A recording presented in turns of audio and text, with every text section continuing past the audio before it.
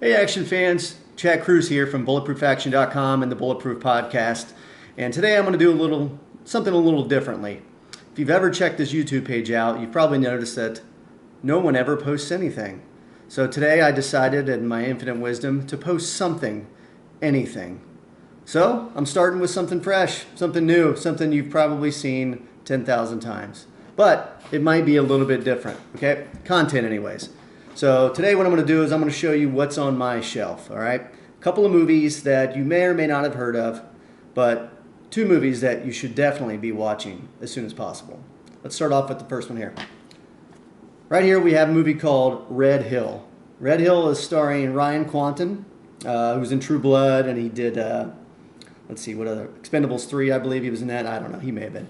But he's done a few action movies. Knights of Badassdom, that's a good one. Joe Lynch directed movie, really funny, action comedy, great stuff. Maybe some horror too, I'd say. But Red Hill, Australian movie directed by Patrick Hughes, who did do Expendables 3 and Hitman's Bodyguard, a couple other action films. But you can see from those films, from the newer ones he's done, like those two I just mentioned, that the guy knows how to do action scenes, all right? So Red Hill is one of those movies that probably like propelled him to getting those other jobs. So it's hard to talk about a movie that you paid 75 cents for in the bin at Big Lots passionately, but it's so damn good. This movie is amazing. It's one of my favorite movies I've seen in the last few years. Now, it did come out several years ago. I'm not sure what year this damn movie came out, 2009, but it's amazing. It's way better than it has any reason to be. But I bought it, 75 cents. Revenge just rode into town. Okay, now you put that on the cover of your DVD or Blu-ray, and you charge me 75 cents, and I'm going to buy the hell out of it. Okay, so it's essentially Ryan Quanten's character is like a young deputy on a sheriff's department in some small town, and a dude rides into town looking for revenge, and begin. The movie gets out of control. Lot of tension, some great action in it, and characters that you actually care about. Imagine that in a modern day movie. Characters that you actually care about. Wow, imagine that. Anywho, second film, little movie called Deadbeat at Dawn.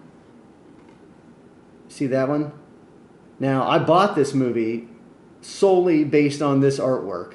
I mean, that is freaking fantastic. Look at that shit. So this is a movie that was made in '88, so it's a little bit older. It's only 81 minutes long, which is probably the perfect length of time for this kind of movie. It was written, directed, and starred Jim Van Beber, who actually dropped out of film school and used all his loan money to finish this film. So it's a super ultra low budget movie, but it's amazing. I mean, it starts off slow, and you're like confused as to whether you should continue watching, but it gets freaking out of control. Gang warfare, knives, and kung fu, nunchucks. It's ridiculous. And Jim Van Beber, who I believe is a legit martial artist, he has some pretty awesome fight scenes. It's brutal. This movie's pretty brutal. Some of the action that's in it, but it's really good.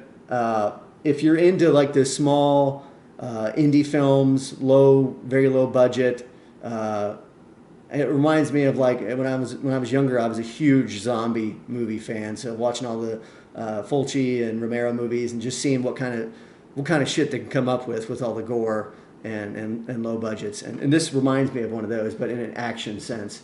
But it's really good.